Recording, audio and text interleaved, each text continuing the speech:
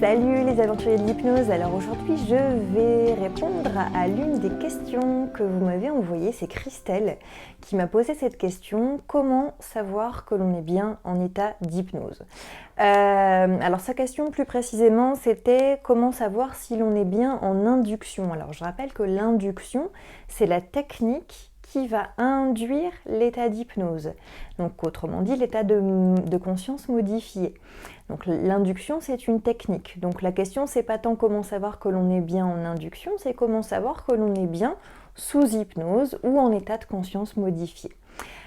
J'ai choisi de commencer à répondre à cette question en premier. Vous m'avez envoyé plusieurs questions mais j'ai choisi celle-ci en premier parce que ça me semblait être à la base finalement de la technique d'hypnose ou d'auto-hypnose, donc je me suis dit que ce serait intéressant de commencer par là. Alors c'est une question qui est hyper légitime quand on débute l'hypnose ou l'auto-hypnose, c'est en effet comment savoir que l'état dans lequel on se trouve c'est bien un état modifié de conscience. Quand on est hypnothérapeute, on va facilement remarquer, observer des signes de transe chez la personne que l'on accompagne sous hypnose. Pour vous résumer brièvement, les signes de transe, ça peut être... Parfois on a des petites larmes qui se forment au coin des yeux, alors c'est pas lié à une émotion, c'est lié à l'état de conscience modifié. On peut avoir des signes, un peu des rougeurs au niveau des joues, on peut avoir on voit les yeux bouger sous les paupières, enfin voilà, il y a tout un tas de petites choses qui peuvent nous indiquer que la personne était effectivement en transe hypnotique. Quand vous pratiquez vous-même l'hypnose, donc quand vous pratiquez l'auto-hypnose, évidemment que vous n'avez pas l'occasion de vous observer vous-même. Donc c'est là que ça se complique et c'est là que la question est tout à fait légitime lorsqu'on fait de l'auto-hypnose, c'est comment je sais que là je suis bien en état d'hypnose. J'ai envie de vous dire, si déjà vous vous posez la question, c'est qu'il se passe un petit quelque chose. C'est que l'état dans lequel vous vous êtes trouvé au moment de cette séance n'était pas forcément habituel. Donc c'est déjà qu'il y a quelque chose. Et que vous, du coup, vous vous êtes demandé, mais est-ce que c'est bien ça l'état d'hypnose ? Je ne sais pas trop si ça correspond à ce qu'on appelle l'hypnose. On a souvent tendance à s'imaginer que l'hypnose, c'est quelque chose d'assez extraordinaire. Que c'est un état particulièrement profond, dans lequel on perd tous nos repères, etc. Parce que souvent on a en tête ce qui se passe dans les spectacles d'hypnose. Comme je vous l'ai déjà expliqué plusieurs fois sur ce blog, l'état d'hypnose, donc l'état modifié de conscience, c'est un état que vous connaissez, que nous connaissons chaque jour. Ça veut dire que lorsque vous faites votre vaisselle et que vous commencez à penser à autre chose, vous êtes déjà en état modifié de conscience.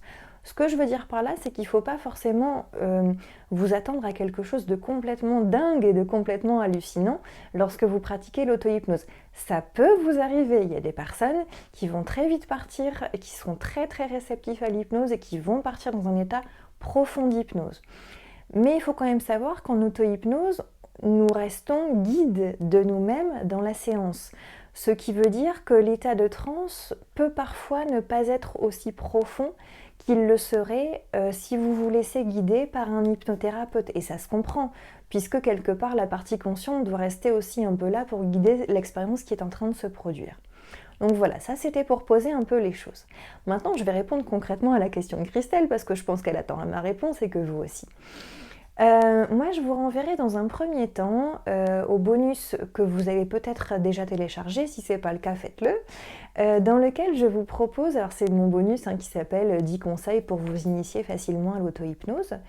En plus de l'e-book que je vous offre, je vous ai également enregistré 3 vidéos. Dans ces 3 vidéos, je vous propose de tester l'état d'hypnose. Dans ces 3 techniques que je vous propose, toutes sont des techniques qui vont engendrer une réaction du corps. C'est-à-dire que le corps, alors là, le premier test, c'est ce qu'on appelle le test de la bascule, donc le corps va faire des mouvements d'avant en arrière. Le deuxième test, je l'ai appelé la main qui devient autonome, je crois. Donc c'est une main qui va s'approcher du visage. Et la troisième expérience, c'est ce qu'on appelle la lévitation de la main, donc la main qui va se lever un peu toute seule. Pourquoi j'ai choisi ces 3 expériences ? C'était pas au hasard, c'était simplement parce que ces 3 expériences entraînent un mouvement du corps.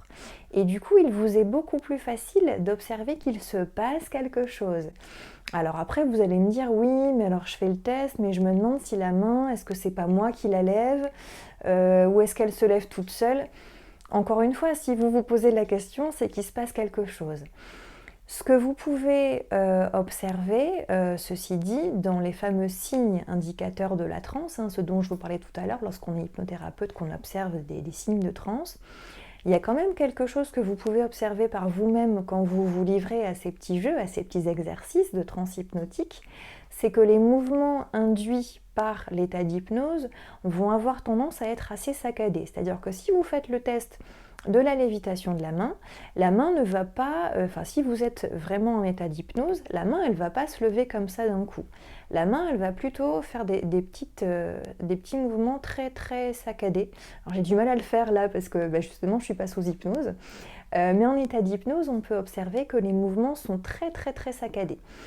Du coup, si vous observez ces mouvements comme ça un peu saccadés, vous pouvez déjà vous dire que oui, vous êtes en effet en état d'hypnose. Donc voilà, ça c'est une première façon de faire.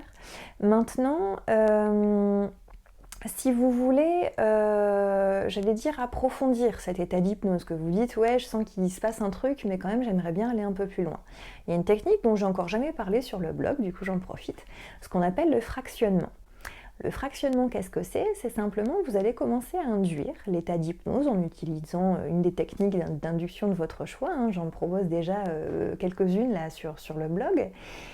Donc vous allez commencer à entrer en hypnose et puis vous allez d'un seul coup interrompre cet état d'hypnose. Alors si vous aviez les yeux fermés, vous allez ouvrir les yeux. Alors vous allez me dire, mais pourquoi? Quel intérêt? Bien simplement, vous prenez une grande inspiration, vous refermez les yeux avec l'intention de repartir en état d'hypnose. Et vous allez voir qu'en faisant ça, alors il ne faut pas le faire 10 fois d'affilée, il ne faut pas le faire toutes les 3 secondes non plus, mais en faisant ça ne serait-ce que 2 ou 3 fois, en provoquant des allers-retours, des va-et-vient entre l'état de conscience normal et l'état de conscience modifié, vous allez commencer à approfondir ce qu'on appelle la transe hypnotique. Et ça, c'est pas mal. Alors là, je vous parlais si vous aviez les yeux fermés, ce qui est généralement le cas. Mais c'est vrai que si vous utilisez une induction dans laquelle vous devez garder les yeux ouverts, du type quand vous fixez un point ou si vous faites, je sais pas, n'importe quelle induction qui nécessite de garder les yeux ouverts, dans ce cas-là, au lieu de rouvrir les yeux puisqu'ils seront déjà ouverts, vous allez par exemple décrocher le regard. Vous allez un instant regarder complètement ailleurs ce qui se passe autour de vous et vous allez vous refocaliser sur le point que vous étiez en train de fixer. Ça peut être une solution. Vous allez faire ça, comme je vous le disais, 2-3 fois d'affilée et vous allez voir que le niveau de transe va s'approfondir de lui-même. C'est assez efficace. Voilà, j'espère avoir répondu à la question de Christelle. Christelle, si tu peux me laisser un petit commentaire en dessous de la vidéo pour me dire si ça a répondu à ta question ou si tu en as d'autres. Pour les autres, n'hésitez pas à me poser vos questions si vous ne l'avez pas déjà fait. N'hésitez pas à réagir à cette vidéo et puis à partager avec nous vos expériences. Et puis je vous laisse vous abonner à ma chaîne YouTube pour avoir la suite de toutes mes réponses que je vais apporter aux lecteurs de ce blog. Et puis je vous dis à très bientôt. Allez, bonne journée les aventuriers de l'hypnose. Salut!